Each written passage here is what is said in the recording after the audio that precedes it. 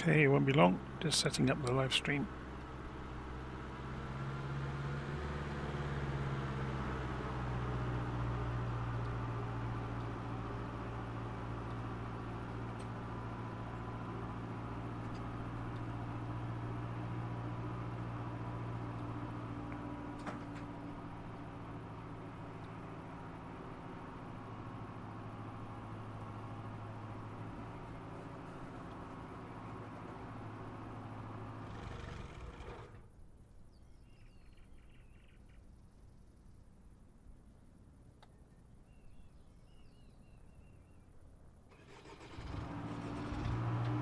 Okay, I think we're there.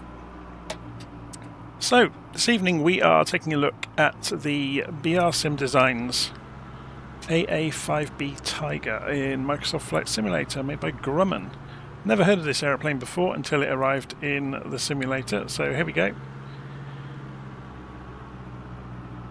I bought it from Sim Market for about just under €20, so it came out about £16, so it's quite reasonable.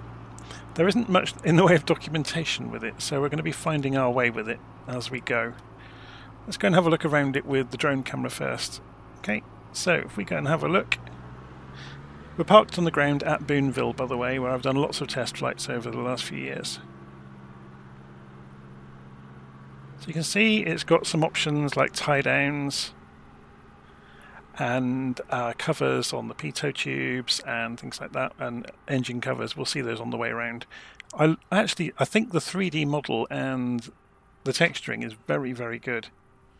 So it looks a bit battered and a bit well used and quite old. But I think these kind of were all built in the 1970s, so it's probably no surprise that it's a bit bashed and worn. So we have a look around the aeroplane first.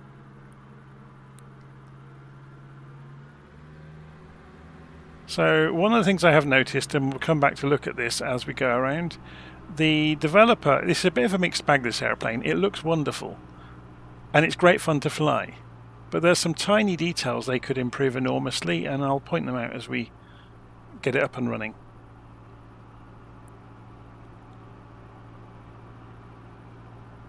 So if anybody's wondering how I'm managing to live stream given the problems with the simulator this evening, you need to go and remove Navigraph from the community folder. It's all over the internet about it. I lost most of the evening diagnosing that problem. Luckily, my friends at Virtual Flight Online had already got to the bottom of it from reading around and trying things out themselves. So yeah, just remove Navigraph for the moment. There's a problem with the latest update to Flight Simulator. Also, the problem has exposed another problem, or sorry, the update that came out this evening has exposed another problem with the simulator. So if you are outside of the US, you'll probably discover you can't get into general settings if you haven't got the US language pack installed into Windows. So the moment you try and go into the general settings of the flight simulator, it will crash to desktop. So to solve that, this is an old problem from ages ago. It was around about 2 years ago. It seems to have reared its head again. So if you go into Windows and add the US language pack and add all options for it, you don't have to select it as your default language pack, but then when you load the simulator again, you'll be able to get into general settings. Okay, so you can see, looking around this thing, the quality of the rendering is fantastic, and you can see there's the covers on the engine, and there's some, various straps and ribbons, and I think it looks really, really nice. Okay, so if we come up into the cockpit, I don't know if the girl will disappear when we get closer. We'll find out. No, she's going to stay there. Okay, oh no, she has disappeared. We got close enough. She disappears and appears following her own logic. So you can see it's got old school instruments, which I absolutely love. There is the option of swapping out the GNS 530 for the GTN 750. But I quite like the old school hardware. I'd rather have an airplane as it was, around the era that it was being flown. Although I gather there's quite a lot of these still around. So you can see it's quite novel. There's a starter button, not a key, or rather start is not on the ignition system. There's various buttons around the place. Let me just check the volume levels. Okay, that's fine.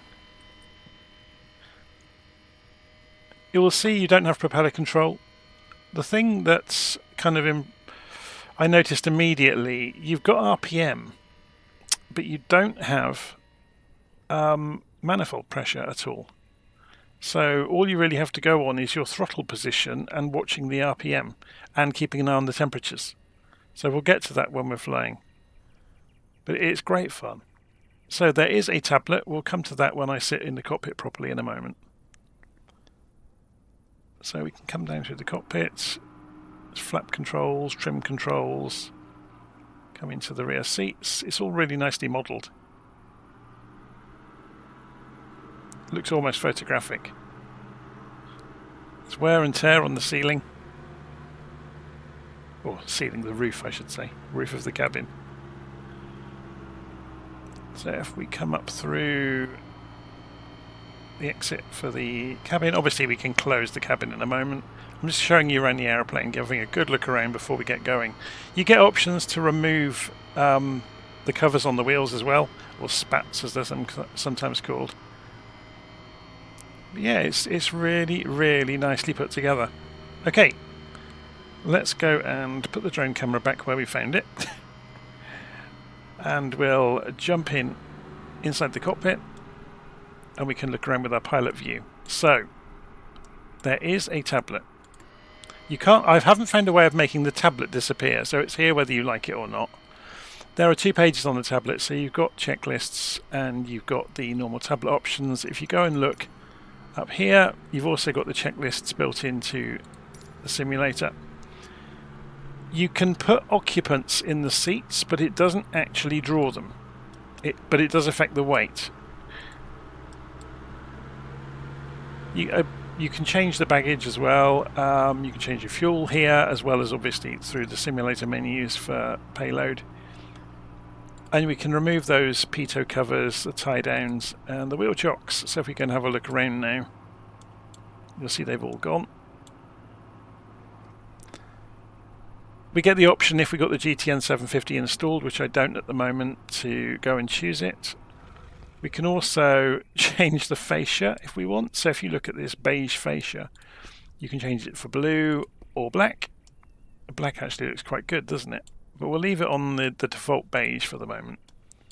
We can show or hide the sunshades. So they're up here. So if we go and hide them, they vanish. We can also change the prop cone. So at the moment we have this painted spinner, and we can change it for a metallic one if we wish. We can also show or hide the gear fairings, as I said, or the wheel covers. So you can see there's the fairings on, and we can hide them. So it's something worth looking at here. This thing steers by differential braking. So the nose wheel just casters, okay? Or you can use thrust over the rudder because it will easily turn. Because it's very, very light and it's got quite a lot of thrust over the tail, you can turn it just by making sure you've got the throttle open a little bit, and you'll get enough airflow over the rudder generally to turn it. So we'll show the gear fairings. Now you've got instrument vibration and panel vibration. You'll see that happening in a moment. It's good fun. Okay, so we'll turn the tablet off for the moment. It's fairly straightforward to fly. It's very rudimentary. So we're going to have fun flying it for the next few minutes. Shall we put the head tracking on? It's probably a good candidate to do head tracking, isn't it? So first things first, we'll look behind ourselves and we'll go and click on the switch. It's a shame the switch doesn't animate, but it does lock. We can drag these down. They're nicely animated. So we've got a magnetic compass up here. We've also got a modern, or fairly modern HSI, a late 80s, early 90s, I guess. So we can get rid of the lock on the controls and just make sure that our controls are working. So strangely, the movement of the yoke, I'm just going to check this outside. Okay, the movement of the yoke isn't calibrated against the full throw of your controller. So what I mean by this, I'm at perhaps 50% control throw there, and the yoke has hit the end of its run. This is one of the little things I was going to point out. Whereas if you watch the movement of the elevator, that's 100% of my control throw. Yeah, it's using the full control throw, but that isn't. And it's the same for turning as well, but not as pronounced. Okay, so we got mixture and throttle, so we want rich mixture. We want to select fuel tank, so we'll go for left fuel tank, although we don't appear to be showing any fuel in the fuel tank, but that may be due to the instruments not coming up yet. Let's go and see what happens when we go master on. There we go. And we've got fuel showing. So we'll put the alternator on as well. Alternators to both. Sorry, the alternator and then magnetos to both, sorry. And then beacon lights. Flashing beacon, there we go. On. So this is again where we're going to get to this. So can you see anything flashing?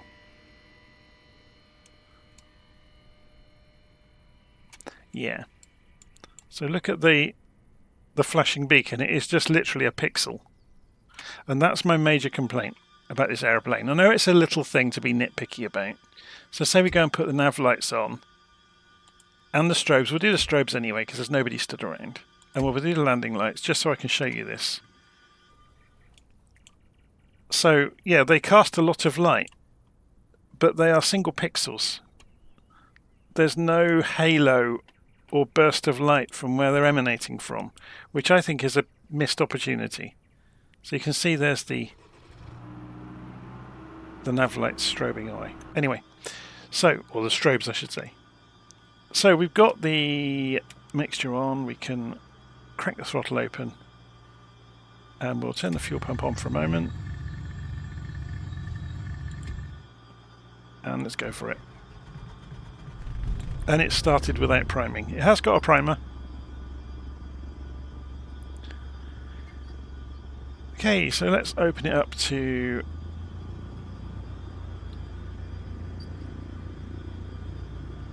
1000 RPM and see what happens with the temperature. So the oil temperature is climbing.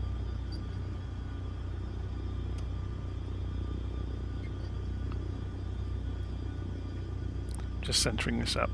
Okay, so then press enter and enter again.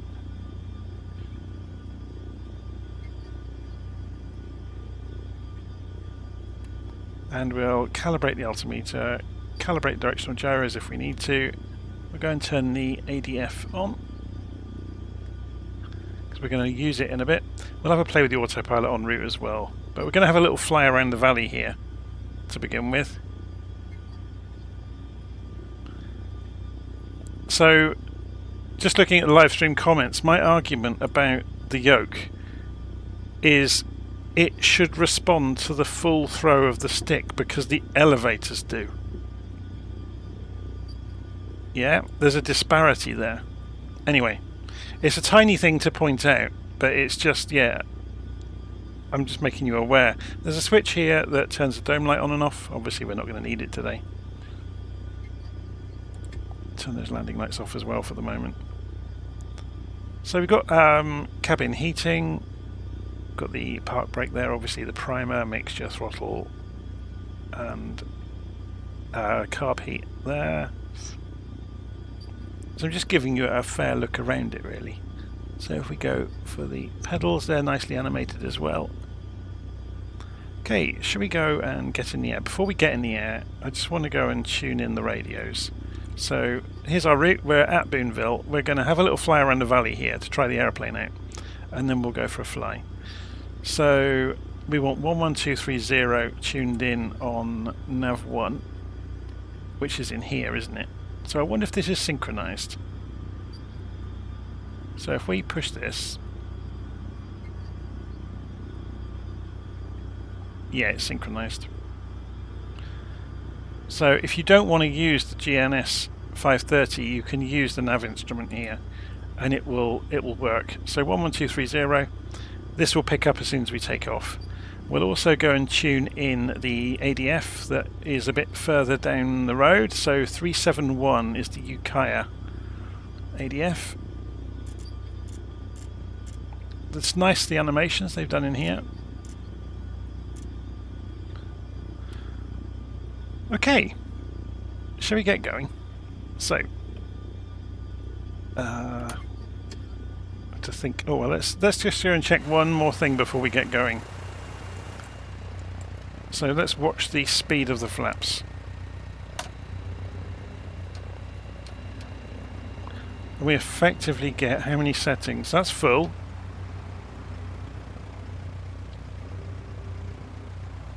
Get 2 intermediate steps and then flaps up. Okay. I can't imagine we're going to need flaps for takeoff, but you never know. There's hardly any wind, just looking out of the windsock over there. So remember what I said about it casters on the nose wheel? So you can see it wobbling around.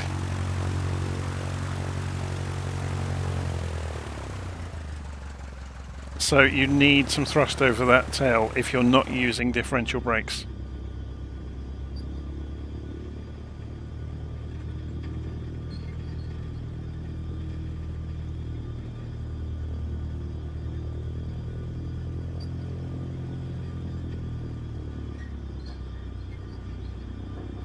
So landing lights on, let's put the yoke back on. Wait for the kamikaze van to drive through us. There he goes.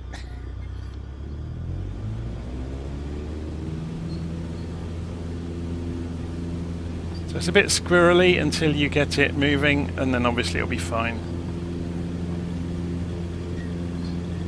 So you can see we've gone off the end of about 2600 RPM. So 80 knots, gently pull back, and we leap into the air. It flies really nicely.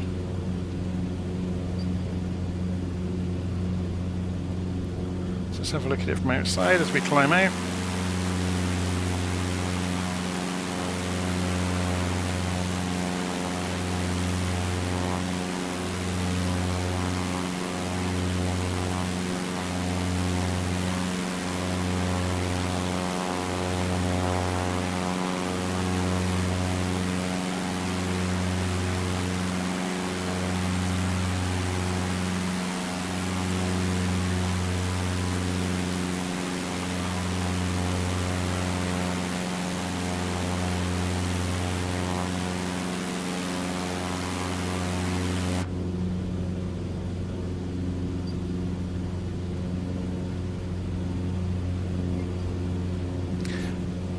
Oh, something else for the people watching the live stream. I've been playing with the OBS settings. It should be a fair bit sharper than it's been of late. I've been trying to find a good balance between visual fidelity and stress on the computer, so you should get good frame rate and it be fairly sharp.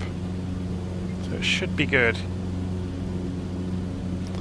So when I'm looking around things, you should have pretty good views of what I'm looking at. Obviously I'm not going to use GPS today, I'm going to play with the radios. So do we have... Has Nav1 actually woken up? 112.3, did I get that right? It should be working.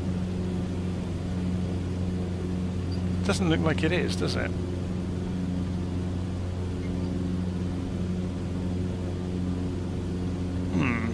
Oh, hang on a second then. Do I need to go and change this over? Yes, I had to change the CDI mode on the GPS. Beginner mistake. So we're just going to circle around in the valley for a moment, and then we'll do a few tests of the aeroplane to see how we get on with it. So it's quite a cramped little aeroplane, look. You're sat right up against the dash, or against the instrument panel, which is pretty accurate of small aeroplanes. Quite often in the simulator they look quite spacious. If you've ever sat in a Cessna 172 or a 152, you know you are shoulder to shoulder with the person next to you with no wiggle room.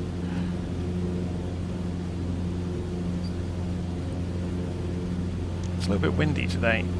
Should we change so we've got some reference of seeing the sky as we're doing some manoeuvres? Let's just put a few clouds on for a moment, which will obviously make it a little bit less turbulent over the hills.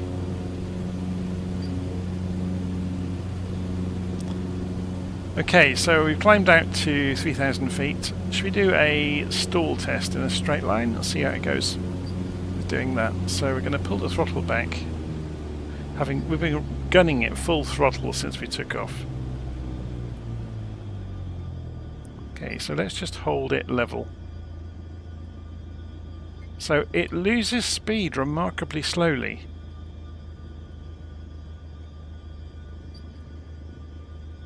So we're just going to hold it. Coming down to... There's the warning. Feeding in more and more backstick. And it's dropped the left wing. So we'll let it gain a little bit of airspeed back and then gently pull it back out. So let's get a few more 1,000 feet and see if it will spin. I wonder if there's there's probably a warning here saying not for aerobatics and do not spin this under any circumstances. But we're in a simulator, so let's find out.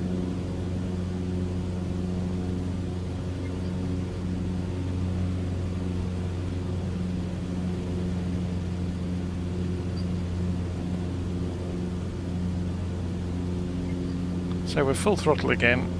It doesn't seem to hurt it. I'm just looking at the engine gauges. The fuel pressures, well, that's not going to be affected by throttle, is it? But yeah, it seems to be fine running along at full throttle, to be honest. I do like the vibration. We'll have to have a look and see if it affects it running, if we cut the engine, for example. If it will have any effect on it. So what's our altitude? Coming up to 4,000 feet.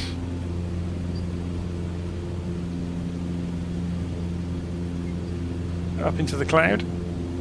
We'll go over the flat part of the valley to do our manoeuvres.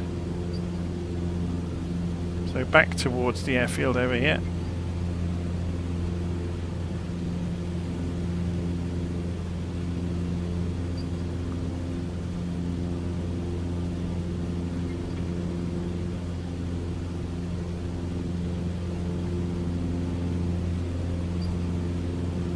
Hold it about 80. Is that knots? Yes, it is knots. Not. Oh no, it's miles an hour on the outer track, knots on the inner track. Okay, good to know.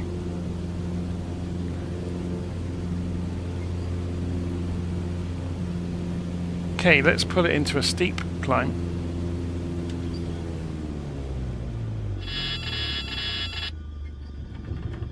And of course it's going to fall in a straight line, but then it goes. I'm keeping the... As soon as you let go, it comes out. That was interesting. So when I kicked rudder in with it, I'm just seeing how it behaves. So rudder does cause it to roll a lot. So let's open it back up. Oh, that's a good point actually. Let's cut the throttle. So the shaking hasn't entirely gone away. I think it might have. So it seems to be a fairly stock amount of shaking going on.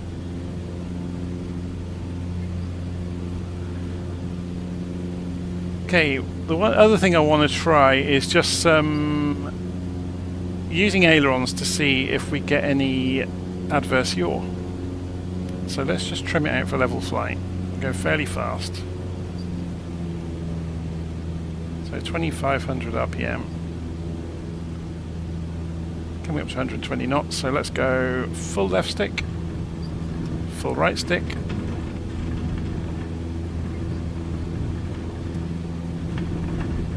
You do have to feed in quite a lot of aileron to keep the nose on the horizon. It tries to dive around like nobody's business. Okay, we've had our fun. let's go and fly out to the VOR. And then we'll continue on using ADF, and we're going to go up to Ells Willits to have a play.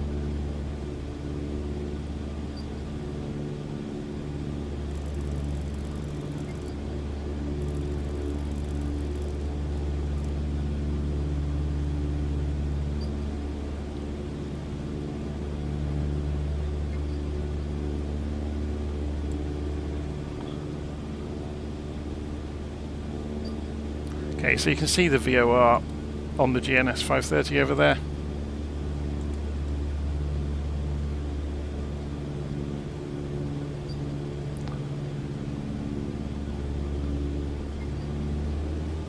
So while we're on our way, I'm just going to trim this out because it's trying to dive for the floor at the moment because I'm going quite slowly. So let's hold it about 2400 RPM, maybe 2300.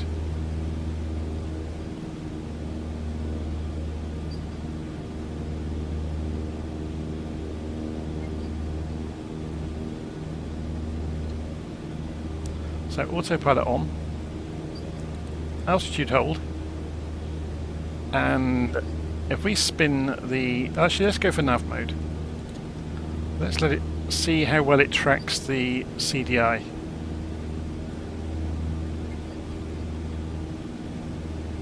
I imagine it's the stock programming behind it within the simulator, but you never know.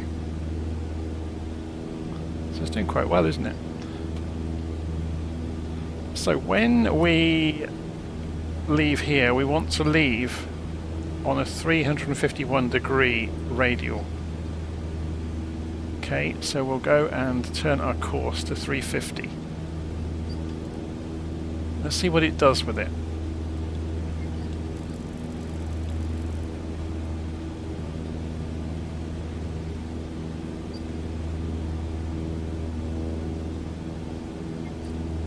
So it's always interesting to see how aeroplanes deal with being close to VOR stations. So it's obviously going down the right side of us at the moment, but then it will swing round to being behind us.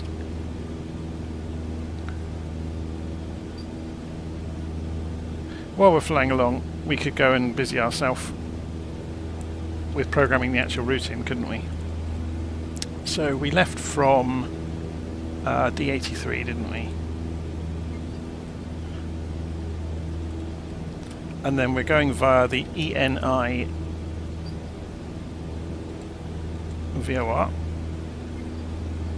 if the keyboard works. Mendocino. And then the UK or Ukiah non-directional beacon.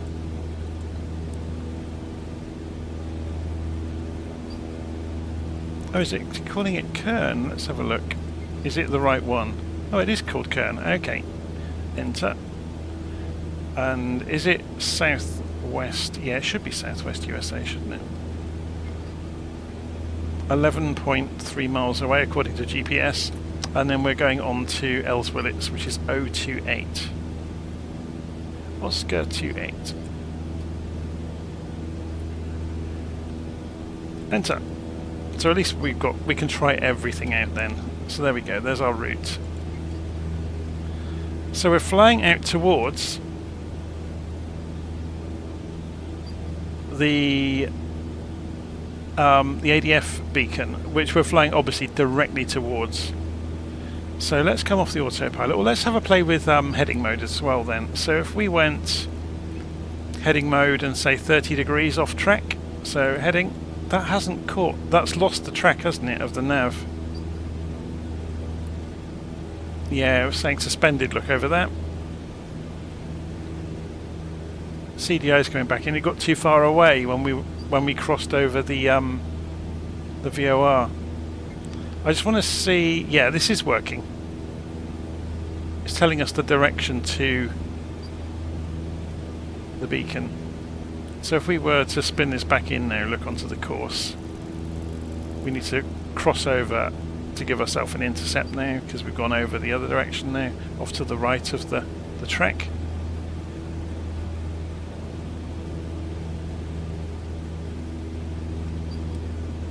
It's a nice little aeroplane though, isn't it? does that mean... I think the breakers actually work. They do. That's unusual for a plane at this price point. That's very unusual.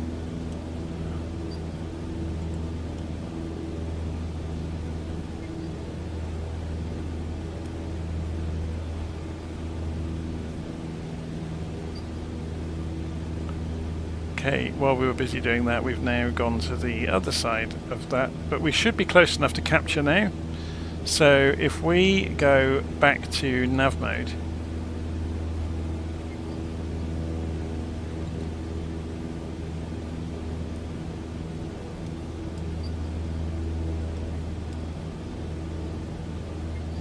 it's doing its best to capture the CDI. Is it going to fishtail all over the place, or is it going to settle? It's going to fishtail a little bit. Okay, let's go and have a look outside.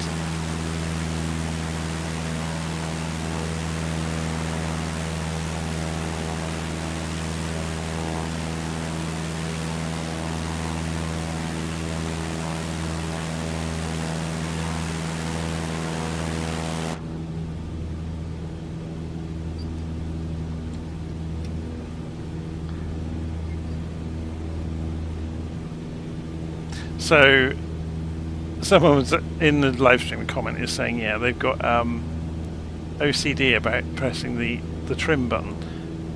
So we'll just go and press the test button, which does the same trick basically.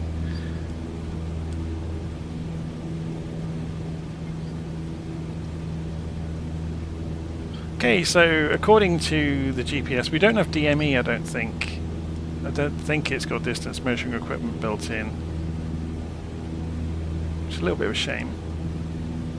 But let's get the head tracking working again. It's a bit nicer, isn't it? So there we go.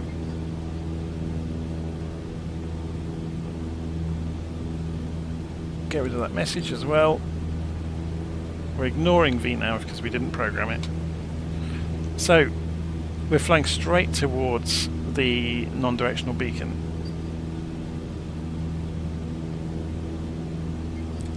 So then when we leave the NDB, we want to fly out away from it 316 degrees.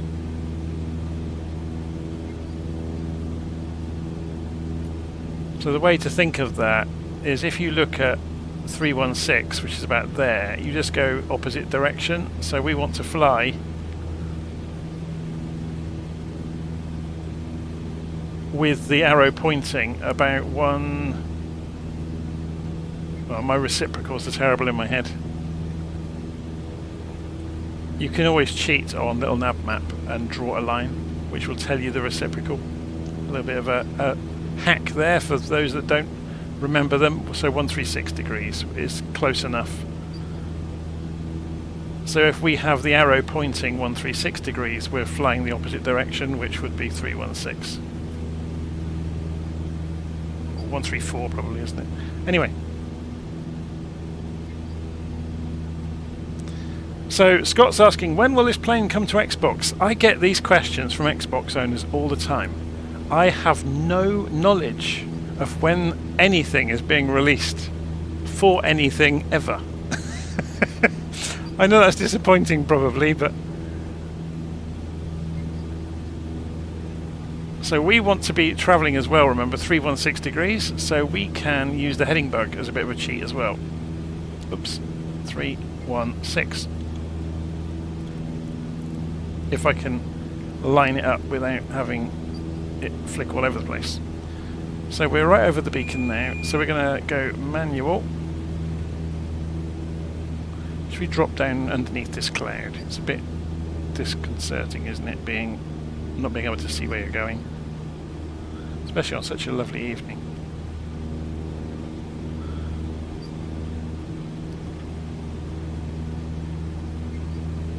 So we should find this needle will drop directly behind us. Whether it's accurate though depends very much on if this is drifted. Has that drifted? No, I don't think it has.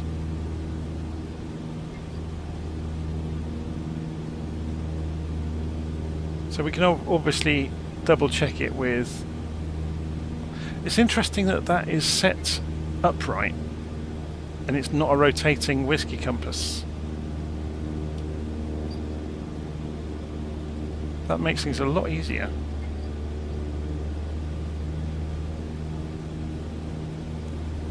Okay, we'll skim the top of this hill along the way. We can also put the GNS, just to make things really easy, put it into rose mode. We'll just follow the nap of the land along the way. So obviously, using radio navigation is useless to us now, so we may as well go and switch this over to GPS mode. In which case, although we can rotate the course, it doesn't mean anything anymore. So you may as well just point it the direction you're hoping to go, and then it gives you your almost like a localizer, but just for the GPS trek.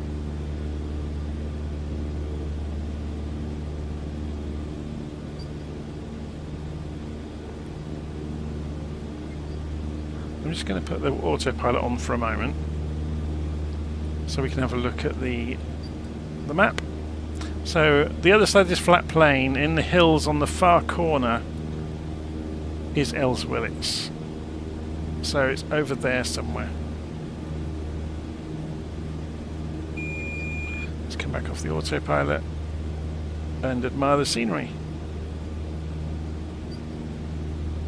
So there we go. JM has come up with a math hack to do reciprocals quickly and easily. I've just had a long day, I'm afraid, and my brain is not firing on all cylinders. So normally I'm quite good at reciprocals, but not tonight. It's been a couple of days actually. I was working till 9 last night on a big project.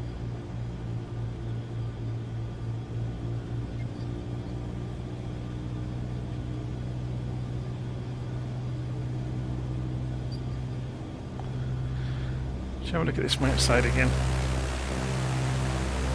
It does look good, doesn't it? It's just a shame it hasn't got any kind of halo effects on the lights. If the developers were to add that, it would be really lovely.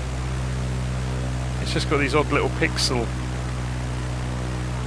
effects. Well, they're not effects, they're just they're light sources, aren't they? Point light sources, I guess you might call them.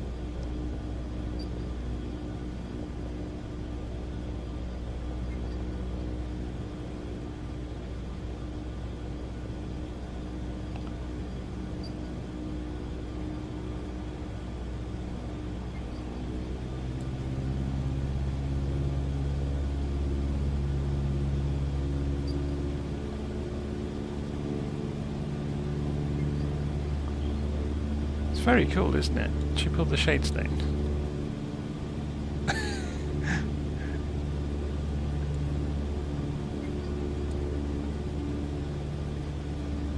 Okay, we've got temperature up here, that's useful.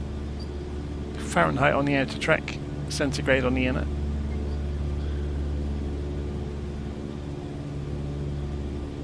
I'm not going to try and open the roof while we're flying. There's a bit of a bug here with this flickers. Whoa.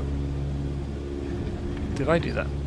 Oh, I must have done. I think I leant on the Xbox controller as I leant forwards and it kicked the controls. So this lamp, where does the light from that come from then?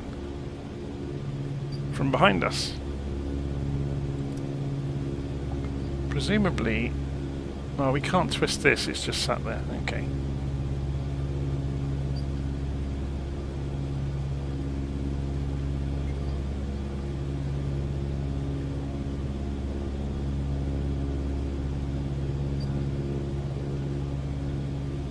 So it's out over the end of these hills.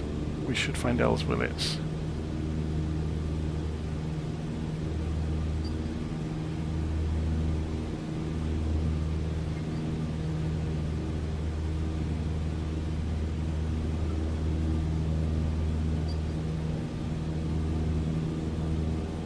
That's an interesting observation there in the live stream comments. The reason that says no hold is it's not the strongest thing in the world. It's just a bit of foam fascia. And yeah, if you try to grab that with your hand to scoot forward, or to take your weight so you're climbing in and out, you'd probably rip it off. It's probably only there for compression injuries. Say you were to lurch forward and whack your head. It's to stop a serious injury should you wallop your head against the glare shield. I did notice looking at this earlier, and they're modelled, it has, although the top slides back to get in and out, it has handles, so that's obviously to hold on to as you lift your leg over, to take some of your weight rather than put a hand across onto the fascia.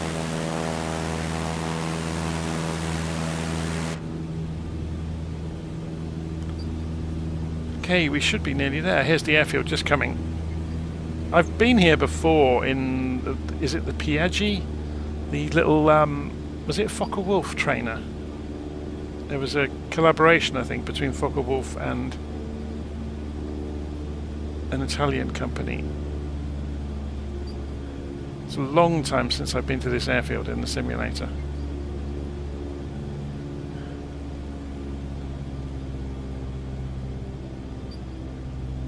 So looking at the windsock down there, there's no wind, so we can just do a left circuit and come in.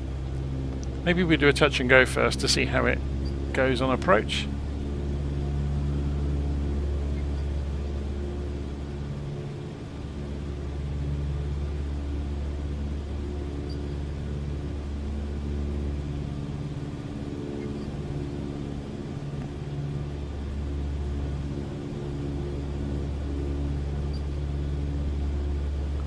I do like the look of the fascia on this though, with the old school dials. It's quite good.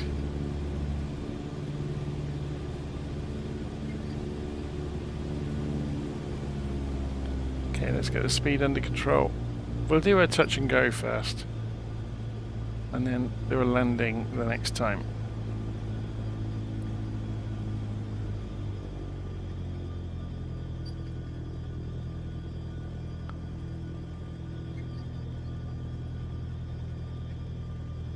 That hill is in just the wrong place, isn't it?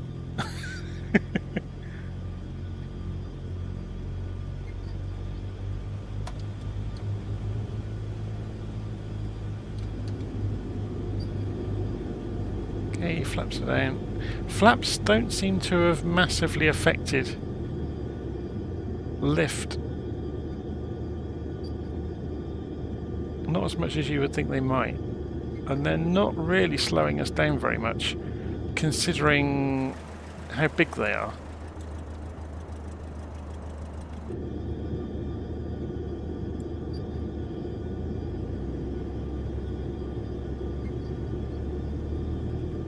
So let's hold it off the runway and see when it stalls with full flaps. 60 knots thereabouts, yeah.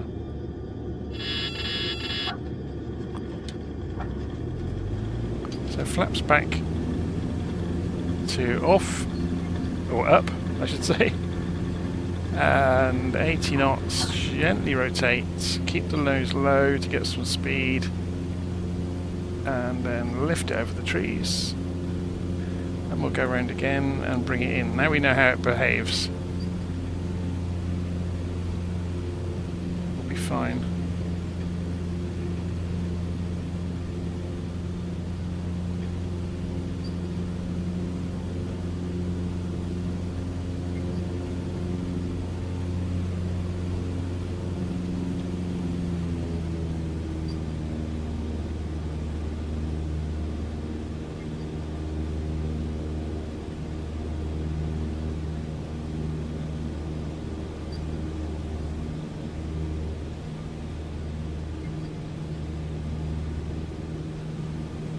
Okay, let's go and put those lights on if they're not on already. So, oh no, we already had the landing lights on then.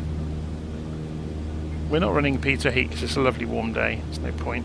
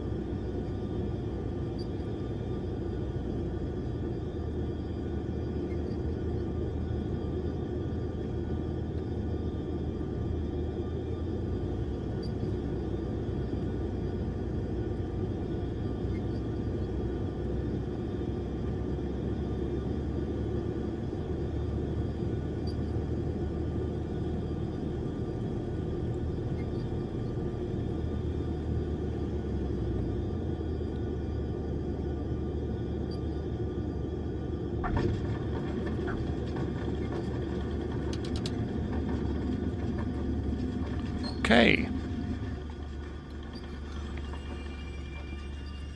Oh, squeaky brakes.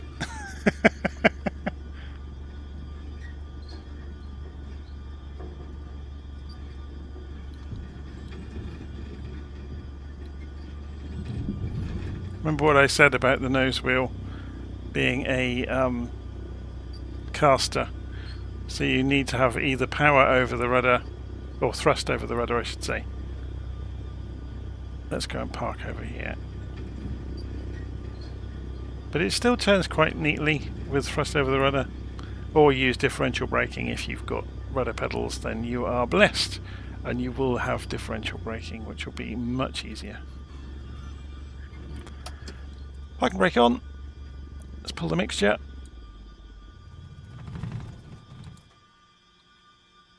And then turn some of this off. So there's no separate navigation radio switch. Everything just comes off with the master power. Interestingly though, look, those all switch to off on their own. I don't like that. They are connected in their state to the master power switch. Oh my word, I didn't notice that before. Anyway, if you can put up with those kind of tiny, really shortcomings, it's a nice aeroplane. You know, I'm really nitpicking, you know, to pick fault in it, but the trouble is, the aeroplanes have become so good in Flight Simulator, or some of them have become so good, that the tiniest deficiency really stands out, which is a shame, because otherwise this thing is modelled really, really well. It's very easy to fly. I wouldn't say it's super realistic. It's similar to Carenado, in a way. You know, in that it doesn't really simulate flight, or the, you know, the behaviour that you would expect, like with the flaps and things like that. But that means the entry to flying it and having fun with it is that much lower, and makes it more accessible to more people, I guess. And as I said earlier, it's not very expensive either. So there's another light plane that's just come out recently. I think it's about £30, maybe even nearly 40, that I'm not going to buy. Purely because I don't want to go spending a ton of money now on Flight Sim 20 aircraft when 24 is just around the corner. So anyway, hopefully you enjoyed that. So that was the Grumman AA-5B, or Tiger. It's interesting, isn't it? This kind of shaping around the nose, it looks very Grumman, if that's an odd thing to say. Knowing a few of their different aeroplanes, you can see the foot or the fingerprints of their designers in the shape of cowls and angles and things like that. Anyway, yeah, I was just going to say, that is a huge hangar here, isn't it, at Ells Willits. Whether it's accurate, I don't know. Be interesting to come back in 2024 and see if it looks any different. Anyway, I'm going to leave it there. Hopefully you've enjoyed that today, and I'll see you again soon.